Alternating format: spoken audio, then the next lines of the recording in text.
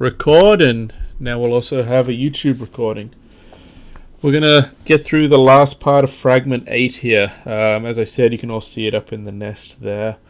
Anyone who wants to hear the beginning of fragment 8 can go back to the prior recordings.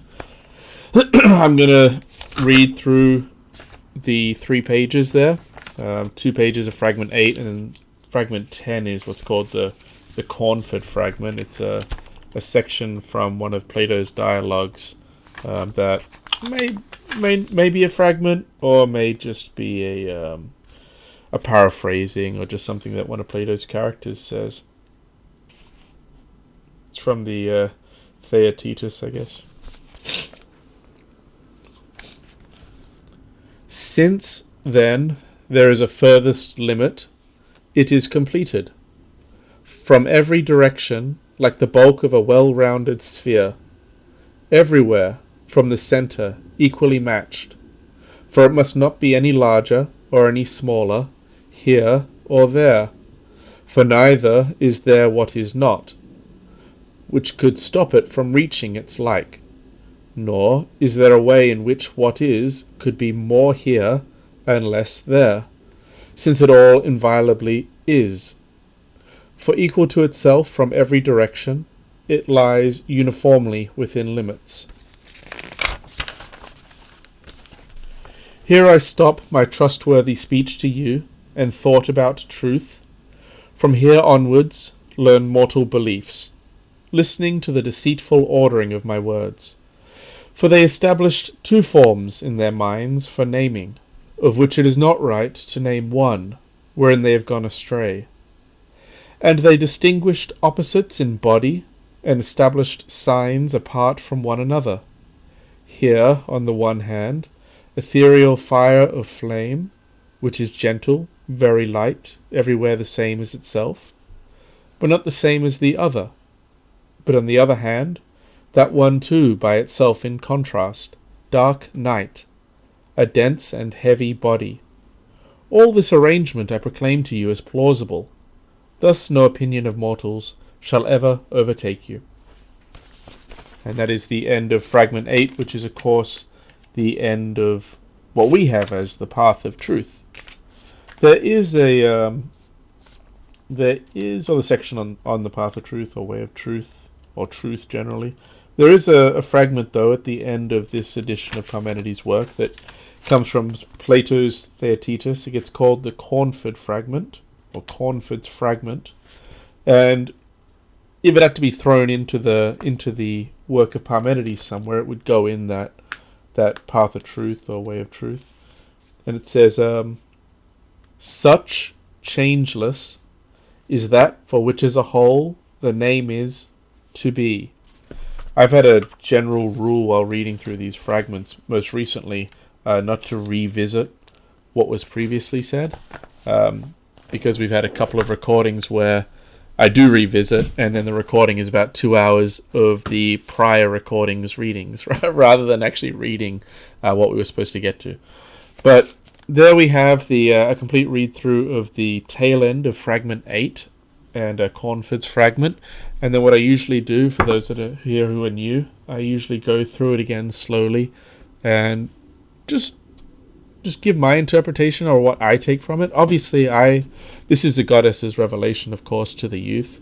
And I think the goddess is presenting the youth, and by extension humanity, with certainly the best at that time, and still holds up today, the best account of reality, or metaphysical account of the universe, or what is. I think the meaning in here is essentially correct, and everyone that fails to carefully consider the goddess's revelation and her account of how being should be thought of, essentially cannot practice philosophy with any hope of success, and really cannot form any coherent view of the world or reality. So, it's worth going back through it slowly and just trying to see what we make of it, how we make sense of it, and what the ramifications of that are, which is what we've been doing throughout the last 8 or so recordings. So where do we start? Since, then, there is a furthest limit, it is completed.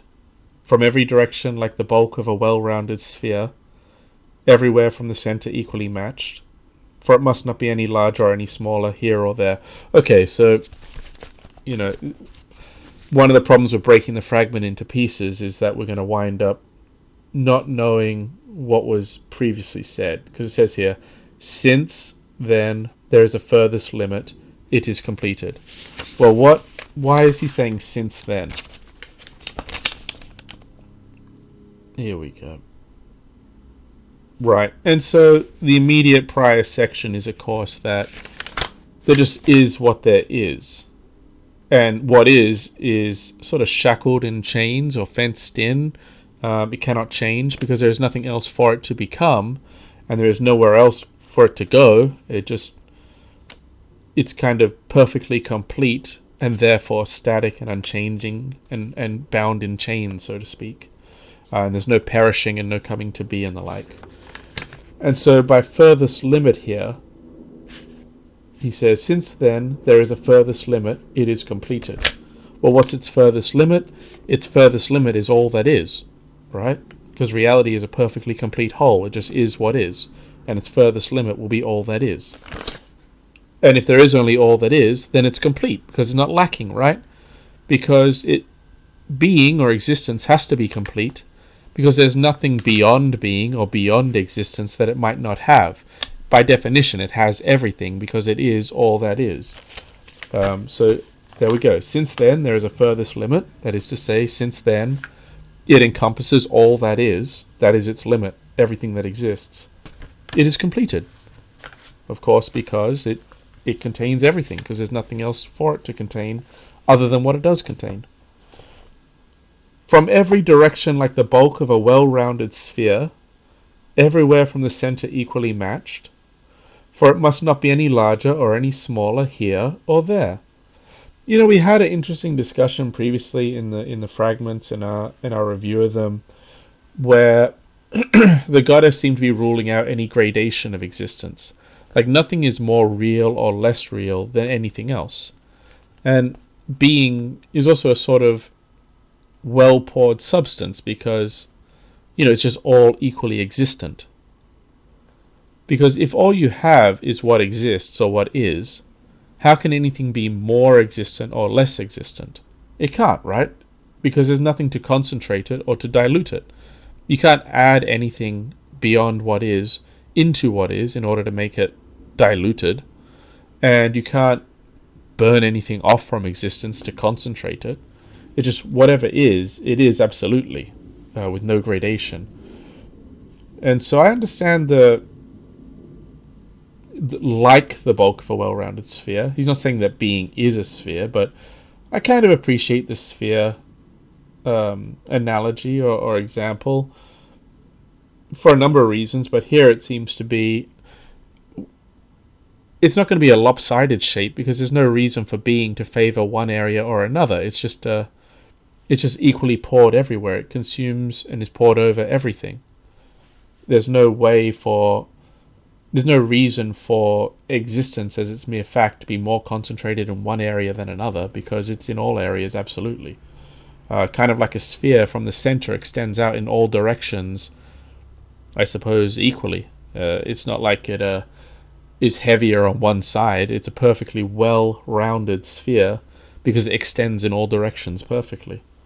Just like being does. Being extends everywhere perfectly because being is omnipresent by necessity. Because whatever there is being. And it says, he justifies it here as well. He says, for neither is there what is not, which could stop it from reaching its like, nor is there a way in which what is could be more here and less there, since it all inviolably is. Alright, that's just what we were saying. It's not like you pour water into a cup and the sides of the cup can kind of hold it in a certain shape, or you pour water into a statue and then the water takes the shape of the statue. It's not like being is being hemmed in by some other, dualistic second non-being or beyond being thing that would cause it to take on a certain shape or not to touch certain places. So, nor is there a way in which what is could be. Okay, wait, the one up says, for neither is there what is not, which could stop it from reaching its like. So, there's no barrier or thing that would shape being a certain way and hold it off from other things, because there only is being. That's all there is. And, which could stop it from reaching its like. That thing of one thing touching another, or everything being connected, it does show up in prior fragments. For example, fragment 4, I believe it is. Let's go back. Yeah, here we go. Look upon things which, though far off, are yet firmly present to the mind, for you shall not cut off what is from holding fast to what is. For it neither disperses itself in every way, everywhere in order, nor gathers itself together. Yeah, so it's not like it's dispersed, or not. It's not like it's concentrated. But more importantly, that line there. You shall not cut off what is from holding fast to what is. Then we go back to fragment 8 that we were reading, and it says, for neither is there what is not, which could stop it from reaching its like. Okay, so it's fragment 8. For neither is there what is not, which could stop it, namely what is, from reaching its like, some other part of what is, or some other thing that exists. And then in fragment 4, we have the same sort of language. You shall not cut off what is from holding fast to what is. So I think we've revisited that that same teaching there, that everything is interconnected and there's no additional thing other than being or what is that could be used as a wedge to drive things apart, or to, shape being as a water being poured into some sort of container or statue or shape, and making sure it only touches certain places and doesn't reach other places. There's nothing like that. And so I think he's using the sphere as an example of something that is not affected like that. It just extends from the center perfectly in all directions, absolutely. There's no direction that's favored more than another, and there's no lopsidedness. So yeah, I like the sphere. There's probably more that can be said about it as well. But I would just say it doesn't look like he's saying it is a sphere, which would be I think a harder position to maintain. And here we go, look, that last line. For equal to itself from every direction, it lies uniformly within limits. Well, again, the limits is what is. The limit is all that is. And equal to itself from every direction. To me, at least on first pass, it's not the first time I've read it, but just, kind of off the cuff reading today, seems to be saying what I was saying about a sphere being good because it extends equally and absolutely in all directions from the center, rather than favoring one direction over another. And therefore we have that last line on that first page in the nest, for equal to itself from every direction. Because again, it doesn't favor a direction. It takes all directions to the extent they can be taken. Because it is all that is. It's the only true omnipresence. And yes, that is a jab at any attempt to call something other than being omnipresent. Because only what is could be omnipresent. In the sense that it would be all that is. Whereas something else would be limited and not present in some way. And then we get to the last page of fragment 8, and this is of course the last part of the section on truth. Here I stop my trustworthy speech to you and thought about truth. From here onwards learn mortal beliefs, listening to the deceitful ordering of my words. So those are the first 3 lines. I want to stop because it's interesting. I don't take well, alright, we have to understand if we were just being told that there just is what is and being is all that is, how is she going to stop her trustworthy speech and tell us something else? Because what status is the next section going to have, right? It's like, here I stop my trustworthy speech to you and thought about truth. From here onwards learn mortal beliefs, listening to the deceitful ordering of my words. That first sentence, "Here I stop my trustworthy speech to you and thought about truth," there's two ways to read that, just that particular translation. One way is to say she's stopping her speech about truth. Namely, she's stopping her speech about being. Because here I stop my trustworthy speech to you and thought about truth, which is namely being, or what is. That I think that cannot be the reading, because the only thing there is to talk about is truth, or what is. For what else would you talk about, if not what is? And that, of course, is the opening line, if we accept it as the opening line, of course, of Melissus's work as well. It's like, I'm going to talk about what is. Because, how can I talk about what is not as if it was something? So I don't think the reading is that, I don't think the goddess is saying, I'm not going to talk about the truth anymore. I think what we got to focus on is the word trustworthy speech to you and thought about truth. So, trustworthy. It's like she's going to keep talking about the truth or being, because that's all there is to talk about. But the next things that she says, the words are not going to be trustworthy. There's going to be some sort of problem with them. They're not worthy of being. They're going to fall apart in some way. They're going to be weaker, or there's going to be something is going to be problematic about them. But it's not like a separate thing from being. It's still all within being. It's just the way she's going to talk about being now is going to be what the mortals say about being, namely the other humans. She's a goddess talking to a youth who, of course, has come up to see her. So we're going to review what the mortals back on planet Earth are saying, and what they're saying is about being. It is about the truth, but it's just their words are defective. Maybe they contradict themselves. Maybe they're, maybe it's just all contradictory, and so we have to be careful. So, and to back that up, I will go back to fragment 2, or is it fragment 1? Let's see here. Yeah, fragment 1. Because just like at that line, it says, I stopped my trustworthy speech to you and thought about truth. Okay, so we're transitioning from the section on truth and going into the section on seeming.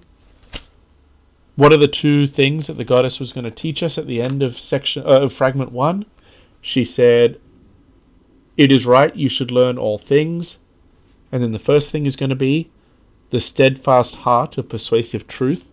Okay, that's the goddess's general teaching on being that is trustworthy or worthy of being. It doesn't involve any contradictions. It is the absolute and undeniable truth that we all must accept.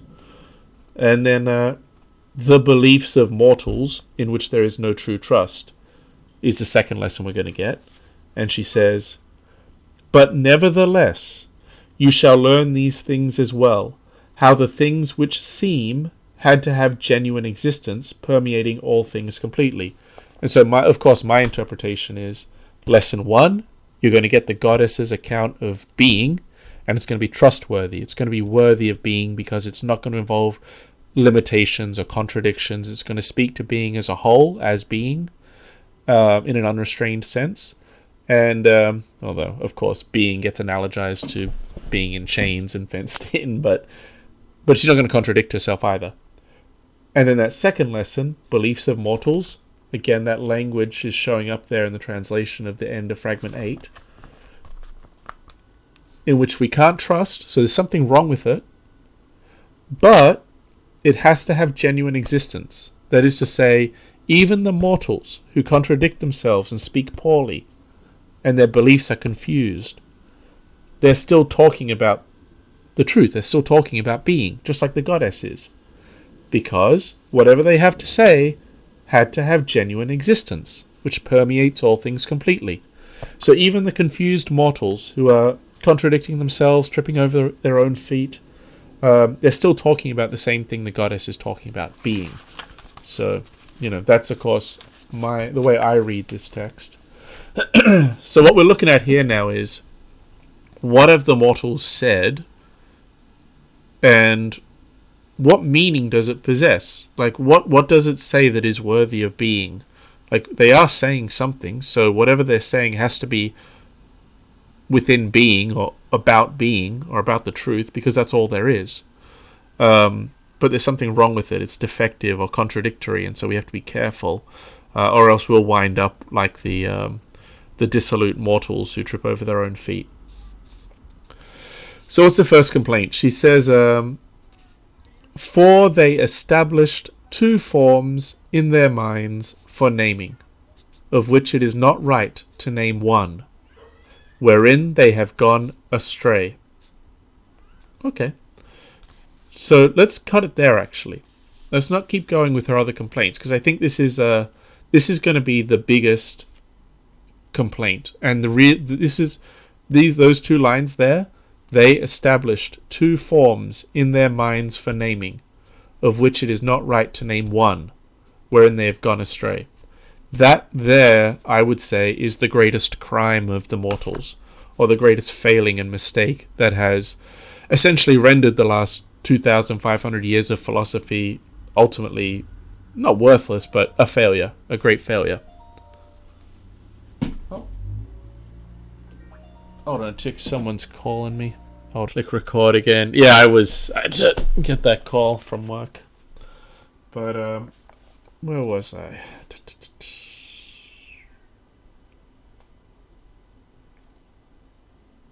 Yeah, okay, so the main, I don't want to use the word sin, but the biggest problem, they established two forms in their mind for naming, of which it is not right to name one, wherein they have gone astray. Why is that so important and the first big thing that they've done? Well, they've established, of course, being and non-being. What is the beginning of fragment 2? Come, I shall tell you, and do you listen and convey the story. What roots of inquiry alone there are for thinking? That it is, that it cannot not be, is the path of persuasion, for it attends upon truth. The other, that it is not, and that it needs must not be, that I point out to you to be a path wholly unlearnable, for you could not know what is not, for that is not feasible, nor could you point it out. And so when the goddess sits the youth down and jumps into fragment 2, she's just saying, look, how do people talk? We talk, that there is, and that it cannot not be, and that it's not, right? But of course, to say that it literally is not, that's nonsense. It doesn't mean anything. If something was not, that is to say it had no affirmative presence or characteristic or affirmative thing that we could point to, then how could we talk about it at all? It would be, as she says, wholly unlearnable. Nor could you point it out. And it comes up in several other parts of the fragment. And so that great failing of the mortals is right there at the beginning. It's not recognizing that being is special. It's not like opposites and the like. It's special because it's omnipresent.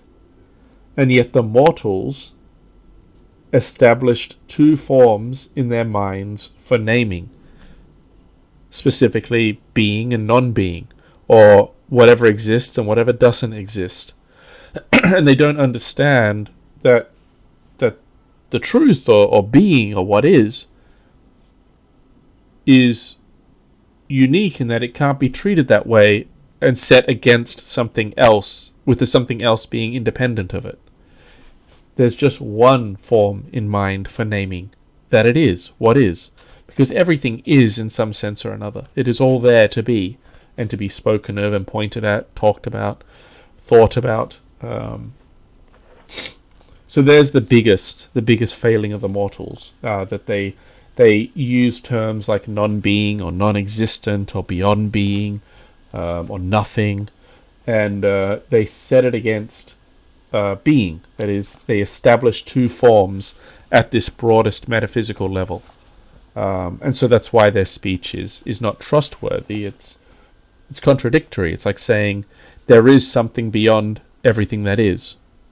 Well, then how can we say that it is? Because it would be included in what is. So, of course, they contradict themselves, and their speech becomes a problem. Then the next one, they distinguished opposites in body and established signs apart from one another. Here, on the one hand, ethereal fire of flame, and so on. In contrast, dark night, a dense and heavy body. All this arrangement I proclaim to you as plausible, Thus no opinions of mortals shall ever overtake you. In my interpretation of the way I would understand this work, I think that there are two failings being highlighted here. One failing is irredeemable, and that's to establish two forms in their minds for naming, of which it is not right to name one. Specifically, not recognizing that being, or what is omnipresent. And then the second failing is not necessarily a failing, because, she says, all this arrangement I proclaim to you as plausible. And in fragment 1, what did we see? She says,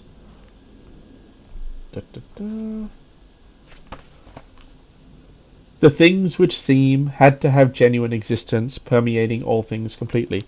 So, they may contradict themselves, they may be inaccurate in their descriptions of things, but it's what they say is plausible. And what they say, to the extent that it hangs together or has meaning, it's part of genuine existence. It is speaking about what is. And that is the second part here. They distinguished opposites in body and established signs apart from one another. Ethereal, fire, dark, night, and whatnot. It's these cosmological accounts. These let's say everything's water, everything's fire, everything's air, whatever. However we want to describe the world in these materialistic or mechanistic terms. Maybe it's plausible. And she's going to teach the youth, the goddess is going to teach the youth about all of these different models because they're plausible, and she doesn't want the youth to be outdone by the, materialist science man. She doesn't want Thales to come and say everything's water, and then the youth starts crying because he can't, maybe he doesn't want to refute it at all, but he can't kind of wrap his head around how that's insufficient and not a metaphysically complete account of being.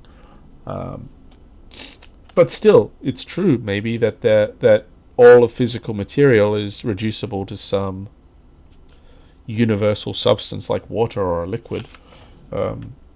It's a plausible model, perhaps, but really it's whatever meaning has to be put in the context of what the goddess is taught about being. That's the end of fragment 8. Okay, we did actually make it to the end of fragment 8, despite that phone call. A good number of people left when I got that call from work and was gone for about 10 minutes, but I'm very happy that we got to the end of fragment 8 there. The last fragment that I was going to read today, Cornford's fragment. Such changeless is that for which as a whole the name is to be. I didn't throw this in because I think it's a brilliant fragment that would be at the end of fragment 8. I think it would be earlier in the sections on truth, but it's reiterating something that we saw a lot of, which is that being is changeless, and we in previous recordings went through the fragments where we understood why it is changeless, or in what sense it is changeless, because of course what is not coming to be, and what is not becoming what is not. It can't, of course. That wouldn't make any sense. And what is cannot become something else because there's nothing else for it to become. So it's kind of this changeless and perfectly complete whole being. And so again, Cornford's fragment coming from Plato's Theaetetus. Such changeless is that for which as a whole the name is to be, or being. So yeah, it's true. He's just repeating what we had heard earlier about the changeless nature of the complete whole. Of course, we can have relative change if people want to discuss that, but that's not really the broader teaching. So what have we done? We've gone through fragment 8, reached the end there, and really I don't want to say the section on seeming has no interest. I mean, it is interesting, and it winds up getting Parmenides described as the first person to talk about certain things. But and we'll go through them in a future recording.